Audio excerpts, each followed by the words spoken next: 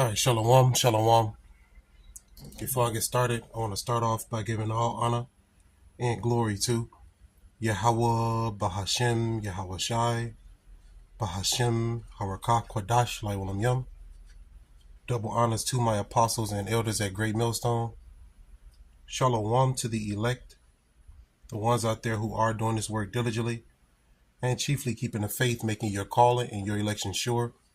I'm going to get right into it. As you can see in the title, this one says, New Era of Missile War, Missile Shields in Space Now. Okay, so I got these videos that I'm going to end up showing. We're going to get right into it. The question that you want to ask yourself is, when we watch this video, the question that you want to ask yourself is, why are they doing this? Okay, why are they doing this? If the scriptures don't exist, then why are they doing this? Okay, ask yourself that question. Why? Why are they building nuclear missile defense capabilities in space if the scriptures are not real? Let's get into this video. Welcome to the WION podcast, where we explore fascinating stories and ideas from various fields. In this episode, we uncover the frantic global race to build a shield above Earth. Hold on, did you hear that? There's a frantic global race to build shields above Earth. Let's replay that. In this episode, we uncover the frantic global race to build a shield above Earth. Discover how space-based interceptors provide the only solution to shoot down deadly missiles, including hypersonic weapons, during their vulnerable launch phase, changing modern warfare forever. So, I asked a question at the beginning. Why are they doing this? Why are they preparing a shield above the Earth to protect from hypersonic missiles? Let's look what the scripture says, and then we're going to get to this video. This is the book of Malachi, chapter 4 and verse 1, and this is in the NLT. You see it says, the coming day of judgment in the title. It says, the Lord of heaven's armies says, the day of judgment is coming, burning like a furnace. On that day, the arrogant and the wicked will be burned up like straw. They will be consumed, roots, branches, and all. So even though they're preparing or trying to race to create these shields above the earth, it's still not going to work. Why? Because of prophecy. But it shows you that these nations know, right? Why are they doing this? Why are they racing to build missile shields in space? Let's continue on. The United States is leading this critical charge. Their Space Force awarded prototype contracts in November 2025 for space-based interceptors designed to shoot down missiles minutes after launch. Production contracts could reach $1.8 to $3 billion annually by 2028. Space-based interceptors can reach missiles during the boost phase, seconds after launch, before they deploy decoy warheads. So how is America prophesied to be destroyed? Via nuclear missiles. Okay? That's what's going to wipe this place out. This whole entire land will be what? It will be a desert. Let's get Isaiah 13 real quick. This is what they're trying to prevent. This is what they're trying to protect themselves from. Right? But watch this. Now, this is in the NLT, by the way. And we know America can also be known as spiritual Babylon, spiritual Sodom and Gomorrah, and spiritual Egypt. Now, this is Isaiah chapter 13 and verse 19. It says, Babylon, the most glorious of kingdoms. Is not America the most glorious of kingdoms? It says, the flower of the Chaldean pride will be devastated like Sodom and Gomorrah when God destroyed them. So how did Sodom and Gomorrah get destroyed? And also the 3 other cities with it, because it was a total of 5 cities that got destroyed. They was destroyed by fire. So the Lord said, this Babylonian kingdom It's going to be destroyed by fire. And how do you know the Lord is talking about America or this Babylonian kingdom and not the past Babylonian kingdom? Well, you can know that through history, right? The past Babylonian kingdom was taken down via surgical strike, all right, by the Medes, okay? So it wasn't destroyed by fire.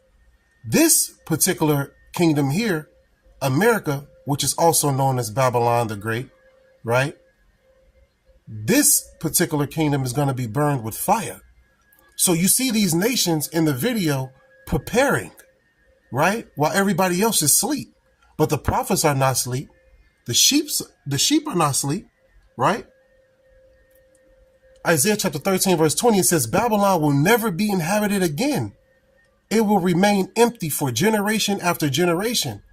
Nomads will refuse to camp there, and shepherds will not bed down their sheep. You see, so this place is going to be a desert.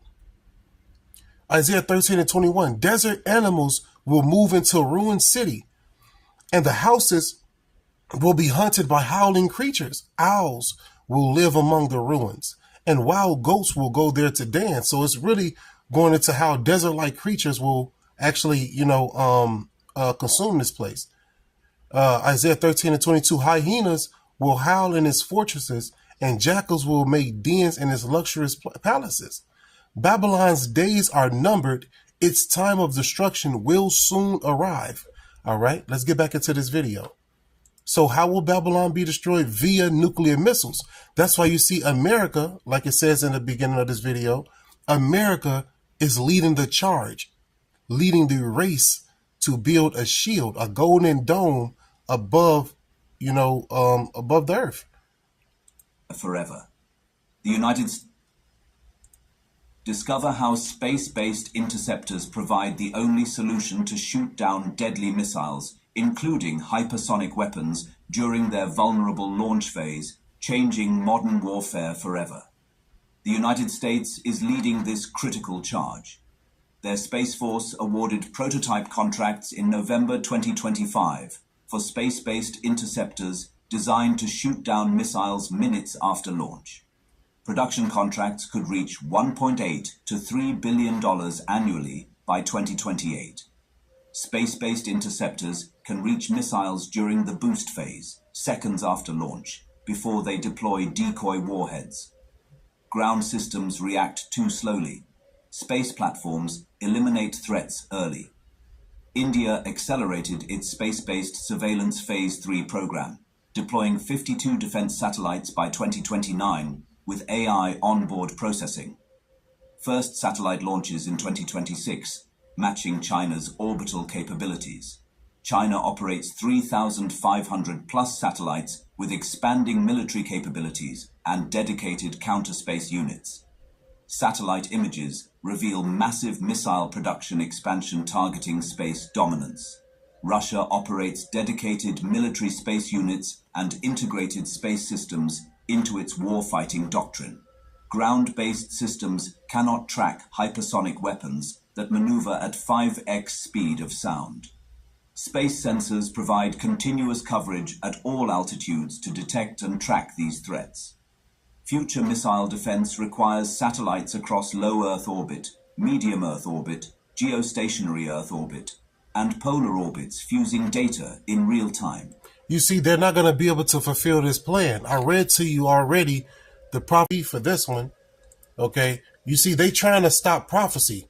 These people trying to stop prophecy, and it's not going to work. Okay. Let's go to it. What did I say? Salakia. What's that? 2 Peter chapter 3. Oh, Salakia.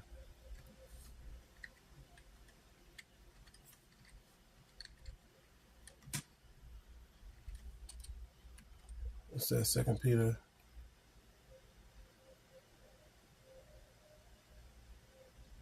Hmm. 3 and 9. Now here it is, 3 and 10, right? 2 Peter chapter 3 verse 10. It says, but the day of the Lord will come as a thief in the night, in the which the heavens shall pass away with a great noise, right? Their rulerships, right? America will pass away with a great noise, talking about the nuclear missile. It says, and the elements shall melt with fervent heat, right? What gets hot like that to melt the elements? It's talking about nuclear missile fire. It says the earth also and the works that are in shall be burned up. You see? So the Lord is coming back to upset them. They're not going to be able to fulfill this goal because of prophecy. All right? Single satellites cannot provide adequate The coverage. purpose of me bringing this video out, the purpose of me showing this video is to show you how these nations know. If the Bible was not real, if the Bible is not real, then why are these nations preparing for nuclear missile war when the Bible has prophesied these times way before now, way before it's happening? Actually, the scripture says in Isaiah 46:10, the ending was written from the beginning and from ancient times, the things that are not yet done. Okay? So these people are trying to prepare against the judgment of the Lord, but it's not going to work because of prophecy's sake.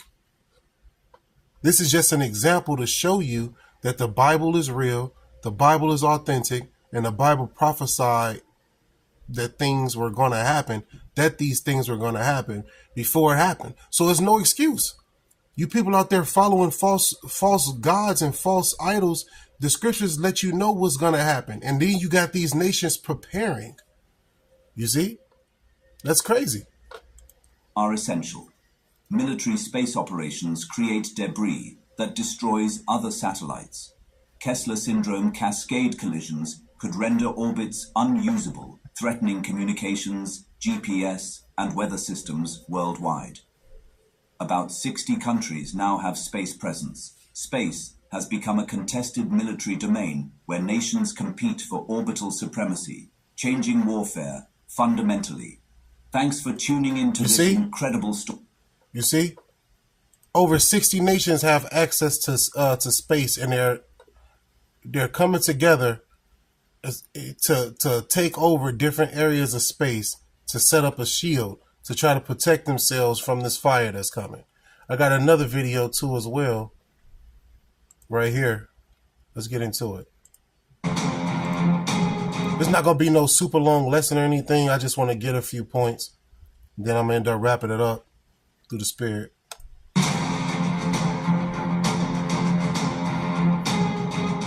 You see it says Golden Dome Rising, America's $175 billion shield to dominate the skies. Let's continue on. So why are these people, before I continue on and press play, why are they doing this? You got to ask yourself that question. Why are they spending $175 billion for a Golden Dome?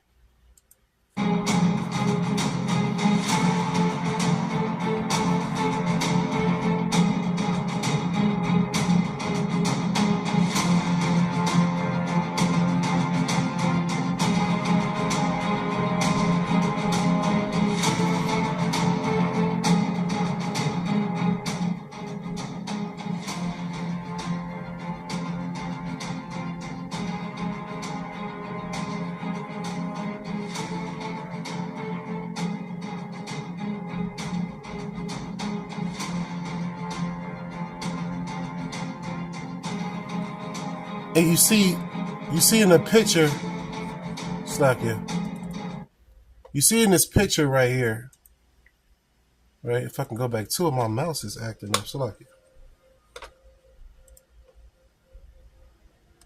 In this image right here, right? It says Golden Dome for America. You see the Golden Dome protecting only America, right?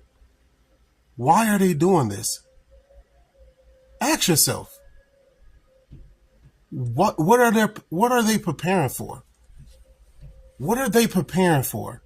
The scriptures bring it out. They preparing for nuclear missile war, nuclear missile fire. The scriptures let us know that this World War III, this is going to be fought with fire. It's going to be burning. It's not going to be like the past wars. You see? They're preparing for nuclear missile fire, nuclear missile war right in front of the people's eyes. And the prophets are telling you all that these things are coming, that nuclear missiles are going to be shot off. That's the judgment from the Lord. He promised that he's not going to flood the earth with water again, but he also promised that he's coming back with a flood of fire. All 5,000 miles of America will be engulfed in flames. I brought out to you Isaiah 13. I'm bringing out to you right now 2 Peter chapter 3 and verse 9. You see? These things shall be dissolved, man. This place is not going to be here forever. You got to wake up and turn back to your power if you were Israelite.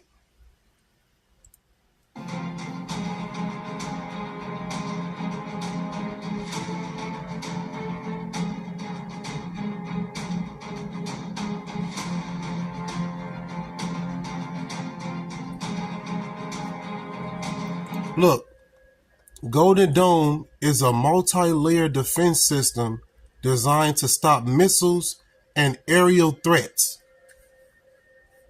I read to you in the Bible, Malachi 4:1. You can read it too as well in Joel chapter 2. These nuclear missiles are going to fly, and these people trying to protect themselves from it, but they can't do nothing against prophecy. See, they can't do nothing against prophecy, man. This Golden Dome is not going to protect them away from the Lord's judgment. Okay? It's already ordained how this place is going to be wiped out. Whether they like it, accept it, believe it or not.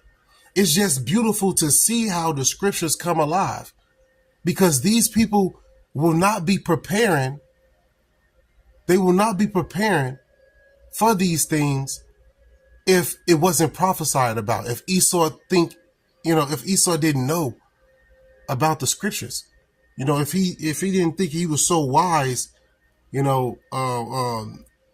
he just think he's so wise and he think he can outdo prophecy, but that's impossible, right?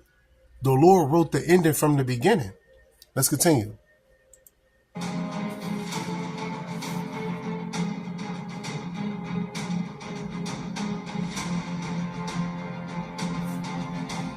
Now it says, oh, this mouse. It says, I'm going to go back to that. Now it says, system aims to create a shield over the U.S. with satellites armed with advanced interceptors. Okay? That's what it looks like right there. That's the golden shield they're trying to put up.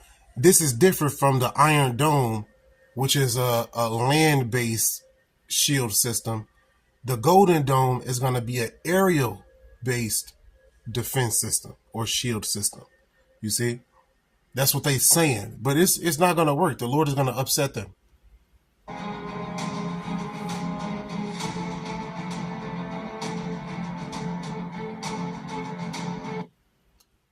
Unlike traditional defenses, Golden Dome aims to intercept missiles in orbit for early strike.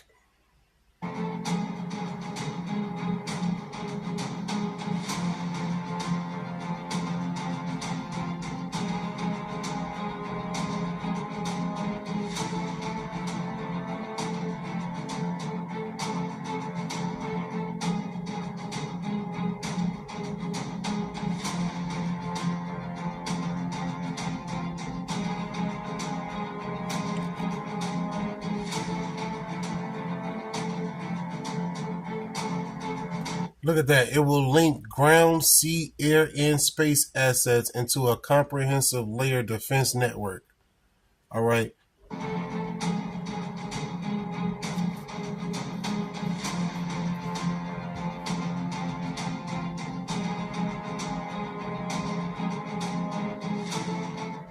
Once fully constructed, the Golden Dome will be capable of intercepting missiles even if they are launched from other sides of the world, and even if they're launched from space.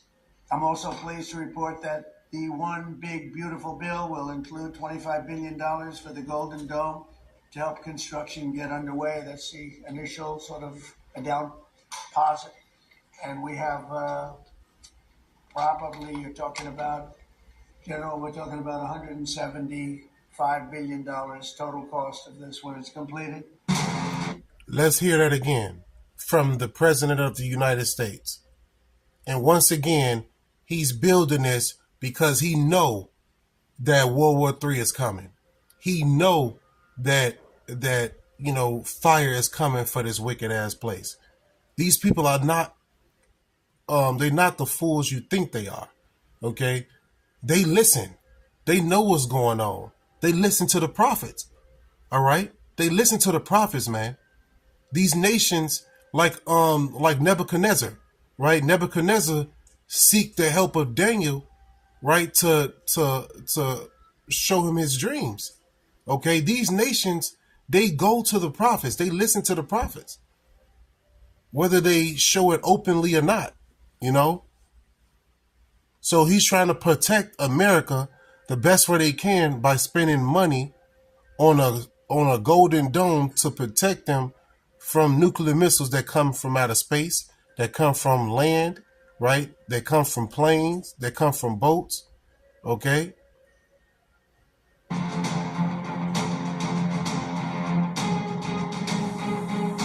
Launched from space will be capable.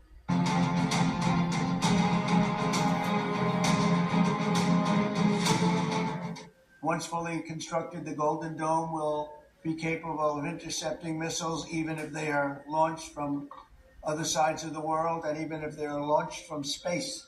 I'm also pleased to report that the One Big Beautiful Bill will include $25 billion for the Golden Dome to help construction get underway. That's the initial sort of a down deposit. And we have probably, we're talking about $175 billion total cost of this when it's completed.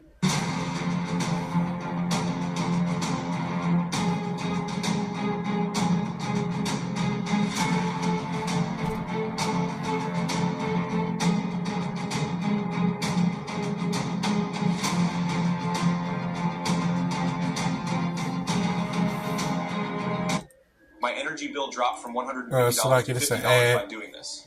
My friends laughed at me when I spent $49.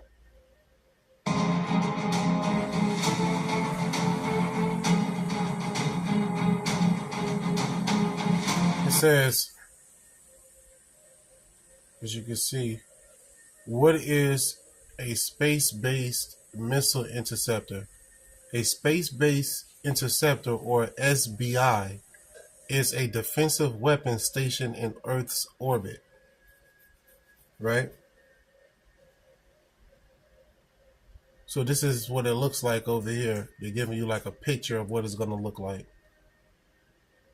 So these are the things that they're building, trying to enforce and put money to in order to protect themselves against prophecy. But it's not going to work.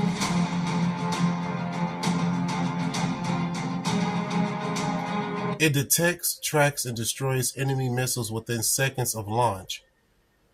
So they're saying that as soon as the missile launch, within seconds, this missile interceptor, or space-based missile interceptor, SBI, would be able to essentially intercept that missile and destroy it before it reaches its zone or before it reaches its location.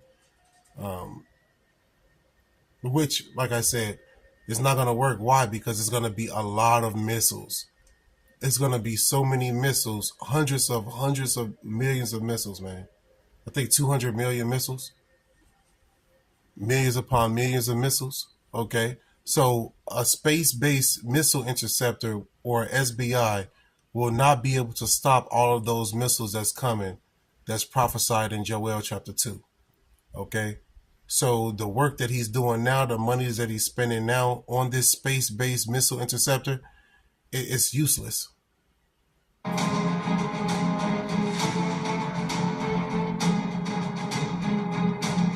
AI-driven networks.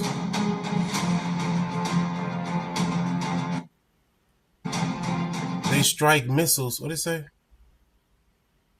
They strike before missiles can release warheads or decoys. It's not going to work. Prophecy ordained that it's not going to work. Joel chapter 2, Isaiah 34. Matter of fact, let's get it. Isaiah 34 real quick. See, prophecy cuts all of this. You will have some people thinking, oh, America is great. They're going to protect us from the nukes. No, it's already ordained that it's a wrap for this place. So no matter what they do, it's all futile. Look, it says God's wrath against the nations. And I'm going to get another precept too that just came to mind. Zephaniah 3:8. This is Isaiah 34:1. Matter of fact, I'm going to get this in an NLT.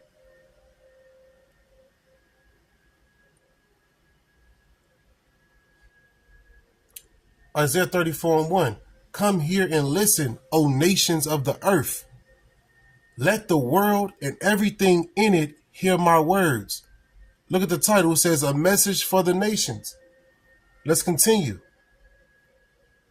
Verse 2. For the Lord is enraged against the nations. His fury is against all their armies. He will completely destroy them, dooming them to slaughter. What slaughter? The land of Jehoshaphat, right? That's when the nations are going to be gathered and the Lord is going to judge them in that land, the valley of decision. They're going to be fighting against each other and the Lord is going to upset them and they're going to be forced to fight against him. This is documented in the scriptures, man. This is World War III. Isaiah 34:3, it says, their dead will be left unburied and the stench of rotting bodies will fill the land. The mountains will flow with their blood. You see, that's why one of the jobs, I think it's Ezekiel 39, you can go to. One of the jobs of these elite, when they come out of those bunkers, is going to be to bury the dead. It's going to be to cleanse the land by burying the dead bodies. There's going to be so many dead bodies laying around, man. Like the scripture says right here, Isaiah 34:3, their dead will be left unburied and the stench of rotting bodies will fill the land. You see, Ezekiel 39. And this is not a popular topic, man. But guess what? This place is out of here. This wicked kingdom is finished. This Isaiah 34:4, it says, the heavens above will melt away and disappear like a rolled up scroll. The stars will fall from the sky like withered leaves from a grapevine or shriveled figs from a fig tree. You see, the nukes are going to just fall, man. And it's going to destroy this place. Okay? The word heavens goes into their rulership. You see? Hey, if people don't want their good old America to be destroyed, but the scriptures let us know that this place gotta go. Verse 5, it says, and when my sword has finished its work in heavens, it will fall upon Edom, the nation I have marked for destruction. So let's stop here. You got people out there trying to save Esau, Edom. But the Lord said here in Isaiah 34:5 in the NLT, and when my sword has finished its work in the heavens, it will fall upon Edom, the nation I have marked for destruction. The Lord said Edom is the nation that he have marked for destruction. So how could you try to save Esau, Edom? Hebrews chapter 12 and verse 16 let you know that there's no repentance for Esau, though he sought it carefully with tears. Hey, the scriptures let us know that the Lord said he will war with Amalek from generation to generation. Malachi chapter 1, the Lord said what? They will build. Matter of fact, I got another tab for a reason. Let's get it. What did he say in Malachi chapter 1? He said they will build, but he will throw down. Right?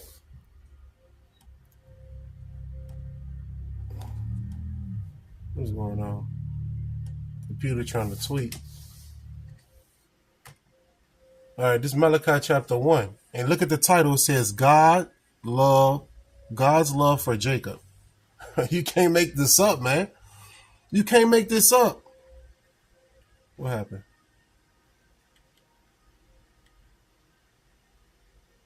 You can't make this up, man. What did I do? Oh, there it is.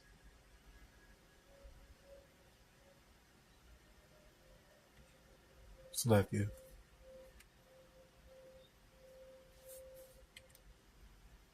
Computer kind of freezing up right now. Okay. So it says God's love for Jacob, Malachi chapter 1. But I'm going to get right to the point.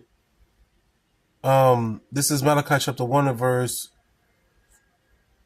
4, it says, whereas Edom saith, we are impoverished, but we will return and build the desolate places. Thus saith the Lord of hosts, meaning the Lord of armies. I read to you in Isaiah 34 what the Lord of heaven's army said. Well, the Lord of hosts, the host just goes into the armies, too as well. So the Lord of armies, or the Lord of hosts, or the Lord of Sabaoth, right, says this: they shall build, but I will throw down, and they shall call them the border of wickedness, and the people against whom the Lord have indignation forever. So in Isaiah chapter 34 and verse 5, in the NLT, it lets you know that Edom was the nation that's marked for destruction. So the scriptures link up, and it shows you how these nations are not going to be in the chariots. They can't get salvation, right? Because the Lord marked Edom for destruction. The Lord said, Esau, Edom, if he build, the Lord will throw them down, right?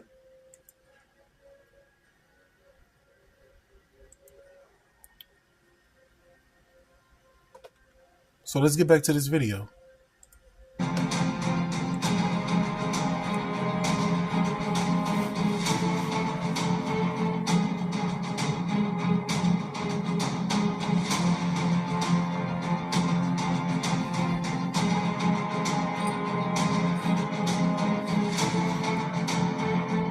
I wanted to add to as well, and what's that, Isaiah 54 and 16, the Lord has allowed them to create their own downfall.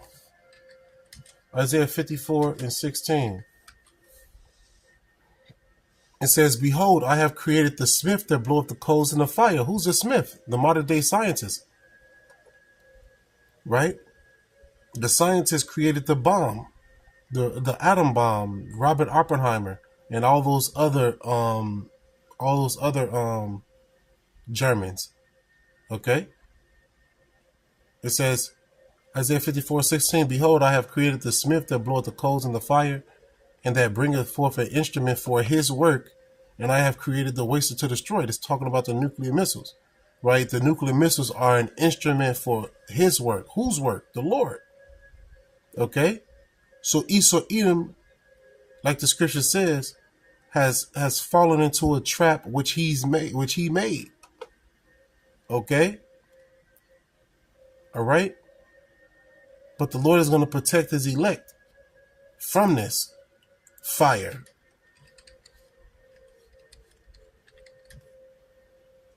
From this nuclear destruction.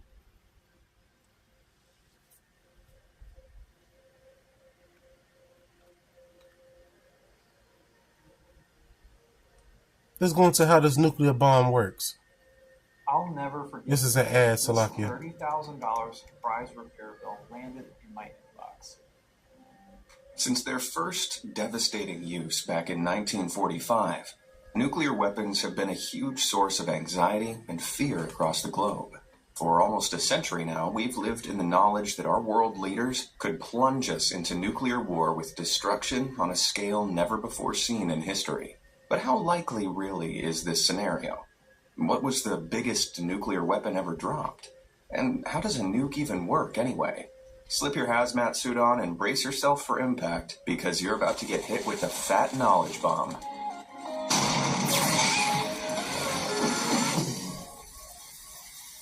Let's start with a little history and ask the question, why were nuclear bombs ever developed in the first place? In 1938, just a year before the world was plunged into war, German scientist Otto Hahn was working in a lab in Berlin when he discovered something incredible: nuclear energy. By splitting the nucleus of an atom, the smallest unit of matter in the known universe, Hahn realized a monumental amount of energy was released. After word got out about his findings, U.S. President Franklin D. Roosevelt was worried that the Germans would use this newfound energy to develop a superweapon. So he asked U.S. scientists to develop one first. When America joined World War II in December 1941, these efforts were doubled, and Roosevelt established the Manhattan Project. Based in Manhattan, New York, the project was a joint effort by the military and several hundred scientists to weaponize nuclear energy. Just 4 years after its formation, its goal was met. On the 16th of July, 1945, the U.S. conducted the first ever test of a nuclear bomb, codenamed the Trinity Test. The bomb, containing 1 kiloton of destructive... See, this video here is full of amazing history. All right. So if you're taking notes, which you should be, especially if you're new and you don't know this information. So the first test was done by the United States, right, of the nuclear bomb, and it was called the Trinity Test. Okay? The Trinity Test. All right? So the first bomb ever tested was by the United States, and it was called the Trinity Test. Let's continue. Power. That's the same as 1,000 by 1945. The U.S. conducted the first ever test of a nuclear bomb, codenamed the Trinity Test. The bomb, containing 1 kiloton of destructive power, that's the same as 1,000 tons of conventional explosives, was dropped from a plane over Socorro, New Mexico. The resulting explosion stunned the U.S. military and left the bomb site so irradiated that even today, the area contains more than 10 times the normal level of background radiation. So this is what's going to happen to America. All right, when those millions of bombs are let loose upon this place will be not inhabitable. You cannot live here. It's going to be home to creatures who can stand the radiation and things like that. This place is going to be a desert, a monument for what not to do. In other words, it was a resounding success. Less than a month later, the U.S. would put this terrifying new technology to horrific use. With the war almost over, but Japan refusing to surrender, newly instated President Harry S. Truman ordered the atomic bombing of the city of Hiroshima. When the bomb named Little Boy was dropped, everything changed. The plane chosen for the mission, a B-29 Superfortress bomber called the Enola Gay, reached Hiroshima at 9:14 a.m. local time on the 6th of August, 1945. The bombardier, Thomas Farabee, dropped the near 10,000-pound bomb. Then the pilot, Paul Tibbets, sharply turned and flew away from the city as fast as he could. 43 seconds later, Little Boy exploded with the force of more than 16,500 tons of TNT. The nuclear explosion instantly vaporized anyone at its center, scorched the ground around it to temperatures hotter than 7,000 degrees Fahrenheit, and sent a shockwave that smashed through buildings and obliterated land for miles around. Now think about that. That's only one, okay? It's prophesied in scriptures that millions are gonna fly. Imagine that. This is only from one. It was hell on earth. A daunting mushroom cloud soared in the air 20,000 feet above the city, blocking out sunlight to those below. But You still, see? So what links up with this? I think it's Matthew. It's in Matthew. What's that? Matthew 24 and 19. You see? There's going to be a lot of smoke. Isaiah 34. All right? the Japanese Emperor Hirohito refused to back down. Surprised, but unperturbed, Truman ordered the dropping of a second bomb, this time over the city of Nagasaki. So you don't think these nations remember what they did? This bomb, named Fat Man, was even bigger and more powerful than its predecessor. Just 3 days after the bombing of Hiroshima, Fat Man fell from a U.S. plane and exploded over Nagasaki, obliterating over 2.5 square miles of the city. A second mushroom cloud was thrust high into the air, and radioactive rain burned down on anyone unfortunate enough to have survived the initial blast. Yeah, you might have been better off being vaporized than being a little further out when the bomb went off. Those not in the immediate blast suffered all kinds of nasty maladies, like burns, internal injuries, and blindness, and many succumbed to them. Emperor Hirohito, seeing such destruction, finally announced the country's surrender. At the cost of over 200,000 innocent lives, the Allies had won the war. Perhaps unsurprisingly, the newly formed United Nations made one of their first acts to call for the elimination of atomic weapons. Do you see that?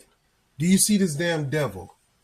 He dropped the bombs, was the first nation to drop the bombs on these people, and now you're calling for the elimination of atomic weapons after you used them on somebody. You just don't want the nations to use them on you. But guess what? All these nations, everyone with nuclear missile capability, they're going to shoot arrows at this place, and it's going to be obliterated. You see? These nations remember what you did to them. You think they don't? You think they don't teach their youth what the pain and the terror that they people had to go through? You people got to pay, man. And even less unsurprisingly, this was completely ignored. In the years following the war, the U.S. continued testing atomic bombs, and the Soviet Union, under communist rule and firmly against the American way of life, accelerated their own nuclear program. In 1949, the Soviet Union became the second nation to successfully detonate a nuclear bomb. The Cold War had officially begun. Two nations with wildly conflicting belief systems, both harboring the most powerful weapons mankind had ever seen. You think that's a mistake? No, that's Gog Magog, right? That's prophesied in Ezekiel 38. The Lord said he will put the hooks in their jaws and turn them back and cause them to, fight against America. All right? Russia and its allies will fight against America and its allies. And eventually, America's allies, like it says in, Jeremiah 51, I believe, America allies is going to turn on her. So you got Russia and its allies versus America and its allies right now. You see? And the Lord is the one that set that up. Like I said, that's Ezekiel chapter 38. What could possibly go wrong? You know where you can't go wrong, though? Hitting those like and subscribe buttons down below. So you get amazing recommendations and content like this delivered to your homepage almost every single day. Okay. Anyway. Let's get back The to number it. one issue facing It's an ad. Hold on. is the lack of an easy-to-use trading platform. I remember when where you can YouTube trade didn't have commodities, ads. crypto- To a whole new level by detonating the first I'll ever. do it right here. In 1952, 3 years after the Soviet Union's first successful nuclear test, and with Cold War tensions rising ever higher, the U.S. took nuclear weaponry to a whole new level by detonating the first ever hydrogen bomb. Can you guess how much more powerful this hydrogen bomb was than the OG atom bombs? 10 times? 100 times? Nope, it was 1,000 times more powerful than the bomb dropped on Hiroshima. So you see how the Lord is constantly allowing them to perfect their own trap. Each time they got better and better with perfecting their own trap, their own device, their own waster that's going to destroy them. That's crazy. Obliterating an entire city just isn't enough. When the bomb exploded over a remote Pacific island, it did so with the monumental force of 10.4 megatons of TNT. That's over 10 million tons of the stuff. The colossal blast made a fireball at least 4 miles wide that, by expert estimates, shone brighter than 1,000 suns, and the heat was felt by observers standing as far as 30 miles away. But the Soviets were hot on the US's tail, and if you thought what you just saw was big, strap yourselves in because you've seen nothing yet. Let's put things into perspective for a moment. The bomb dropped on Hiroshima was 15 kilotons. The first hydrogen bomb was 10 megatons. But 9 years later, in 1961, the Soviets tested a hydrogen bomb that was an unbelievable 57 megatons. That's 3,800 times the power of the bomb that destroyed Hiroshima. The absolute behemoth of a weapon was called the Tsar Bomba, and measured in at 26 feet long as well as weighing 27 metric tons, about 6 times the weight of Little Boy, and over twice the length. The monstrous superweapon was so big that it didn't even fit inside a plane, and had to be carried underneath instead. You've got a feel for the poor pilot. He and his crew were only given a 50-50 chance of surviving the test. On October 30th, 1961, the plane carrying the bomb took off and flew towards the test site, an island in the Arctic Ocean named Novaya Zemlya. Once over the island, the crew released the payload and got the hell out of there as fast as they could. To give them more time, the enormous explosive had been fitted with a parachute to slow its descent. Even so, when it detonated, the blast was so powerful that its shockwave slammed into the plane, sending it plummeting over 3,000 feet. Кривой столб, поднимающийся с земли, быстро увеличился в объеме. Через несколько секунд после взрыва. Luckily, the pilot recovered control, but the explosion annihilated everything within 22 miles and created a massive mushroom cloud over 37 miles high. The bomber's crew, still hurtling away as fast as they could. That's what Isaiah chapter 34 meant when he said that heaven shall roll together as a scroll. That's the mushroom cloud that you see right there, if you can see that clearly. Okay? Watched as the beautiful, terrifying plume pierced the sky where they'd been mere moments before. In reality, the test was nothing more than Soviet Premier Nikita Khrushchev flexing his military muscle to show the U.S. who was boss. But the bomb itself, while undoubtedly impressive, was impractical and wasn't as effective as dropping several smaller bombs. So no attempt by either side was ever made to make one bigger. Even today, the Tsar Bomba remains the biggest nuclear weapon ever created and used, though I came pretty close to topping it after last night's curry.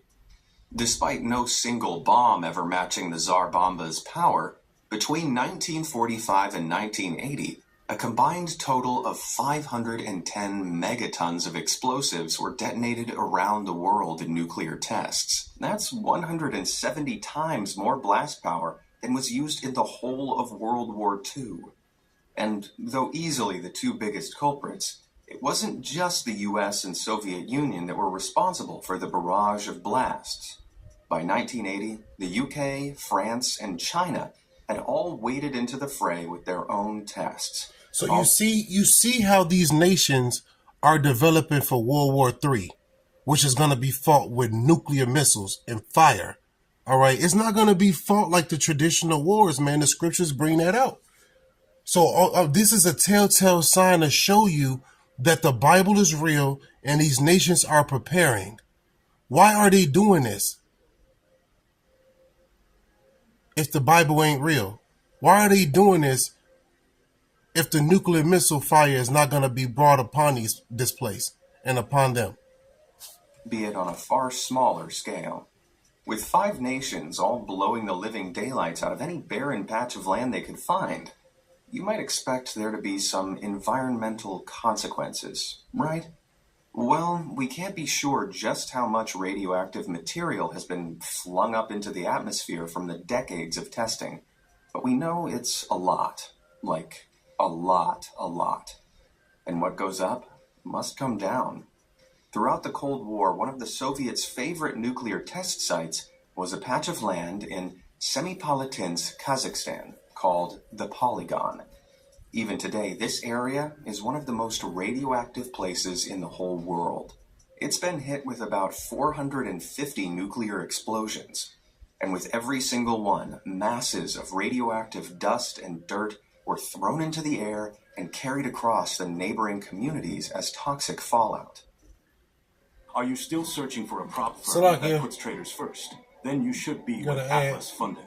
We're not just A test in 1956 resulted in over 600 residents of the city of Ust-Kamenogorsk being rushed to hospital with radiation sickness, and they were 250 miles away. Now, trust me, use of radiation, the symptoms can be severe and quick to set in. The invisible rays penetrate your body, so they don't just damage your skin, but also your insides.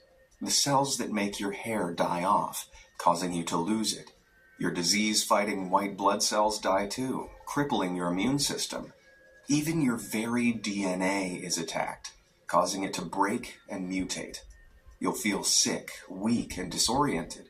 Even if you survive the initial dose of radiation, years later, you're more likely to develop life-threatening illnesses like leukemia or cancer. That's exactly what happened with the many residents of Ust-Kamenogorsk. But the tests didn't just affect one generation of people. Because DNA mutations are often passed on, pregnant women at the time were more likely to give birth to children with learning difficulties or physical impairments. Overall, the tests in Semipalatinsk alone are estimated to have affected over 350,000 people across 3 generations. Jeez. But what actually is it that makes these monstrous weapons so preposterously powerful? How did we go from conventional bombs to colossal weapons of mass destruction in the space of just a few years? To find out, we need to return to our German scientist Otto Hahn back in 1938. You see, he didn't just discover nuclear energy. He discovered something called nuclear fission. And it's the entire reason that we're now capable of our own Armageddon. Okay, so here's the sitch. Everything in the universe is made of atoms. You, me, the chair you're sat on, even your grand's false teeth. They're so small, you can't even see them with a microscope, but they're everywhere. Inside every atom is a nucleus containing a load of protons, which are positively charged, and neutrons, which have no charge. These are bound together tightly to the nucleus, which takes a great deal of energy to keep together, because naturally things that have the same charge repel one another. Think about magnets. If you try to push 2 magnets together positive to positive, there's resistance. If you let go of those magnets, they'd spring backwards, releasing kinetic energy as they did so. It's the same principle here. The protons are held together by a powerful force. But if that force is broken, all the energy being contained by it is released. This process is called nuclear fission, and it's the principle behind both the Hiroshima and Nagasaki atom bombs. To instigate fission, a neutron is fired at the nucleus of an atom. When it hits the nucleus, it smashes it apart, forming 2 smaller nuclei and releasing energy in the form of heat. At the same time, some neutrons are flung from the nuclei entirely and go on to hit other atoms, splitting their nuclei and creating a chain reaction. In this way, a massive amount of heat energy is produced that increases exponentially in just a fraction of a second. And it's all reliant on reactions in the nucleus. Nucleus, nuclear, get it? It's the basic process that powers all nuclear weapons, and most nuclear power plants use it to generate electricity too. However, just to throw a spanner in the works, there is another way of creating nuclear energy, called nuclear fusion. This is much more powerful than fission and is used to power hydrogen bombs. Here, instead of splitting atoms apart, they're fused together. Fusion only works with small atoms, like hydrogen, the nucleus of which contains just 1 proton. Naturally, 2 hydrogen atoms repel one another because they're both positively charged. But if the force repelling them is overcome, and they're impelled to fuse with one another, creating a bigger atom and releasing a huge amount of energy in the process. So, how do you overcome the powerful force repelling the atoms and fuse them together? The journey to mastery begins in the shadows of doubt. Well, you need to compress them into as small a space as you can so they're more likely to collide, and blast them with an absolute butt-ton of heat. This way, they're not only closer to one another, but the heat makes them move faster. And when I say a butt-ton of heat, I mean at least 180 million degrees Fahrenheit. Ooh, spicy. For comparison, that's almost 7 times hotter than the sun, which also runs off nuclear fusion. Because of the immense gravitational pressures at the sun's core, about 200 billion times greater than the atmospheric pressure here on Earth, atoms are crushed so close together that it doesn't need to be so hot for fusion to occur. On Earth, however, we need to make up for the lack of pressure by ramping up the heat. And you know what generates a lot of heat? Yeah, nuclear fission. Therefore, hydrogen bombs, otherwise known as thermonuclear weapons, explode using the heat from a fission reaction to kickstart a more powerful fusion reaction. In other words, when a hydrogen bomb goes off, it burns 7 times hotter than the sun. Whew! Okay, if you're with me so far, give yourself a pat on the back. Now we know the basic reaction powering the bombs, but how do the bombs themselves actually work? Let's start with the fuel inside them, which is either uranium-235 or plutonium-239. These are both radioactive metals, meaning their atoms have unstable nuclei. An unstable nucleus has too many neutrons or protons inside it and will eject them to try and become stable. This is called radioactive decay, and it produces energy in the form of radiation. Atoms with unstable nuclei are also easier to split with nuclear fission, hence why they're used in nuclear weapons.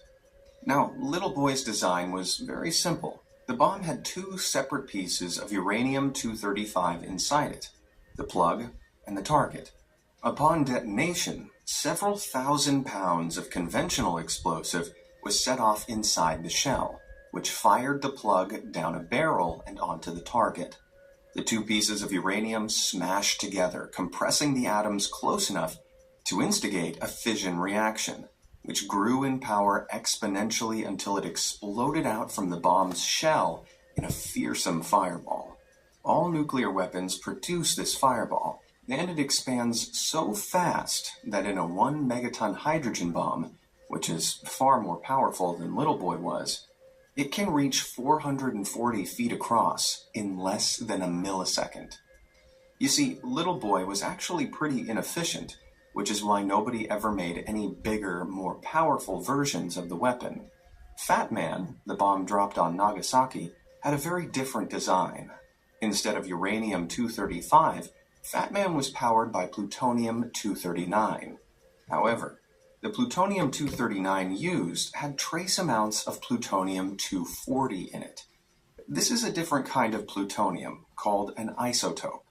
Plutonium-240 has a higher fission rate than plutonium-239, which means if the same gun-type design as Little Boy was used, it would have begun fission before the 2 masses of plutonium had been brought together.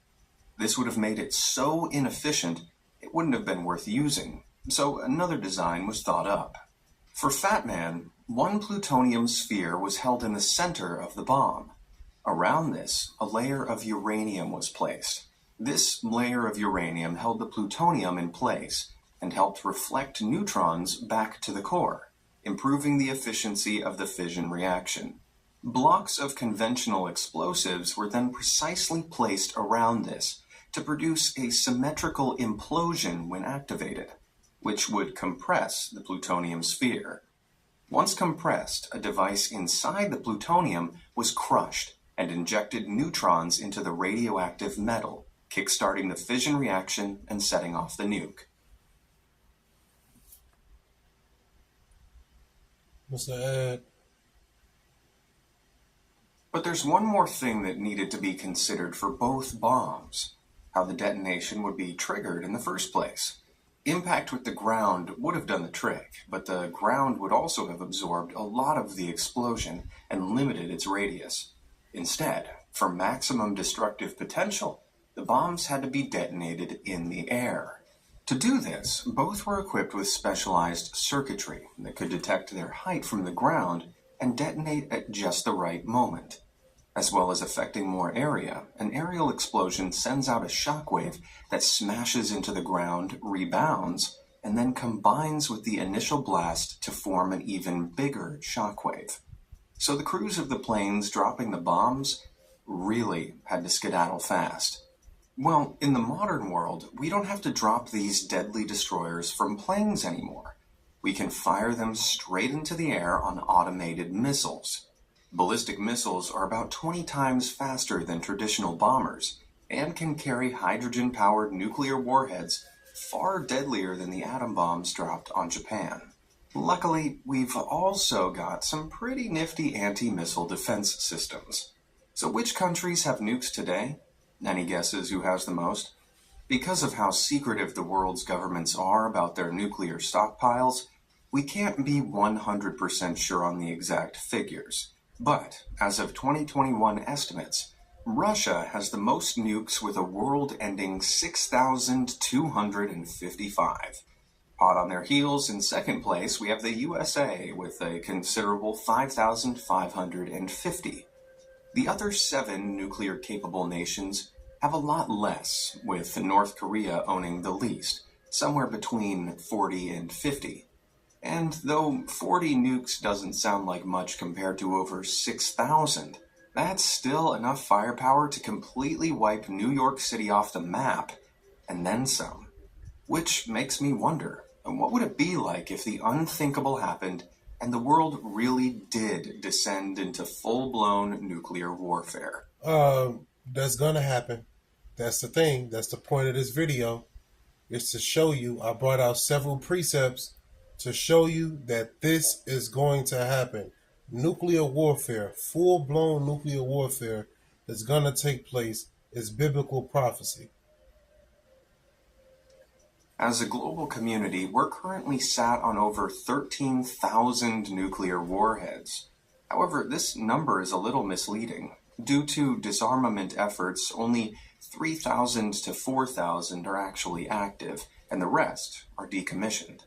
This is relatively low compared with 1986, when the total number of active warheads hit a whopping world high of 70,300. Of course, 4,000 nuclear missiles could still do a pretty hefty amount of damage. If even a tenth of them found their target, the loss of human life would be catastrophic. And not just from the explosions and radiation, from huge firestorms too. Yeah, as if nuclear weapons weren't bad enough. At Hiroshima, all the individual fires caused by the explosion amalgamated into one terrible tempest of flames. Hot air rose and created burning hurricane-strength wind that turned inward towards the fire and fanned it. This made it rage even harder, destroying everything in its path for almost 4.5 square miles before eventually dying out. One apocalyptic theory, called nuclear winter, claims that if enough bombs went off, thousands of these furious firestorms would burn their way across the globe, kicking up hundreds of millions of tons of smoke and ash as they did so. This would form a thick belt of particles encircling the northern atmosphere, plunging our world into darkness. Lack of sunlight would cause dramatic falls in temperatures and destroy much of Earth's vegetation and animal life.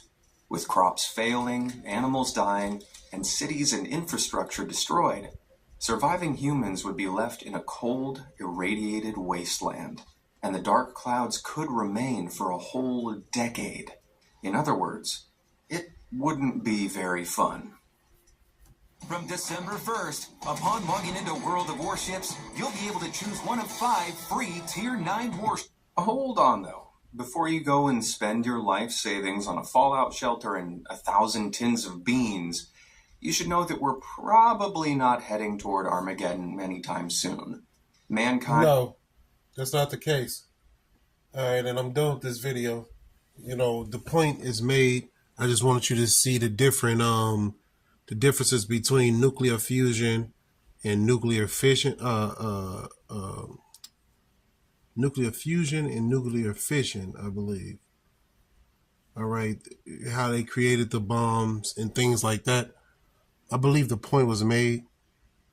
You know, the Lord is coming back, and He's going to take this place out. And I'm going to wrap it up with this precept here in Zephaniah real quick. This is Zephaniah 3 and 8. It says, This is the final precept here. It says, therefore be patient, says the Lord. Soon I will stand and accuse these evil nations. For I have decided to gather the kingdoms of the earth and pour out my fiercest anger and fury on them. All the earth will be devoured by the fire of my jealousy. So these nuclear missiles that you've seen in this video, they're going to be used. And the Lord is going to bring this judgment upon the heathen who have hated us, who have oppressed us for centuries. Hopefully this is edifying. I'm going to end it by giving all honor and glory to Yahweh, Bahashem, Yahweh Shai, Bahashem, Harakah Kwadash Laiwalam Yum. Double honors once again to my apostles and elders at Great Millstone. Shalom once again to the elect.